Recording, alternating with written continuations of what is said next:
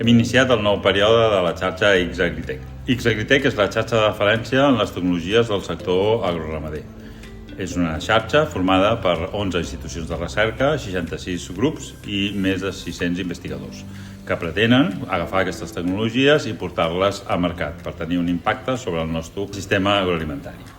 S'estructura en 5 eixos: producció vegetal, producció animal, biotecnologia i millora genètica, valorització de productes i subproductes i intel·ligència artificial i data science. La xarxa Agritech té dos papers. Per un cantó, constitueix una comunitat d'investigadors dedicats a les tecnologies agroalimentàries i per l'altre és la taula de referència on s'ajunten tots els sectors de l'ecosistema, tant investigadors com administració, com empreses, com usuaris finals, per tal d'accelerar les tecnologies del sector agroalimentari. Hem gaudit de la xerrada d'en Xavier Salamartí, que ens ha exposat com es va muntar el Silicon Valley, com es pot fer perquè el Silicon Valley sigui replicable en altres institucions i com hem d'aprendre també dels nostres errors, el fracàs com un sistema que sembra per nous ecosistemes d'innovació.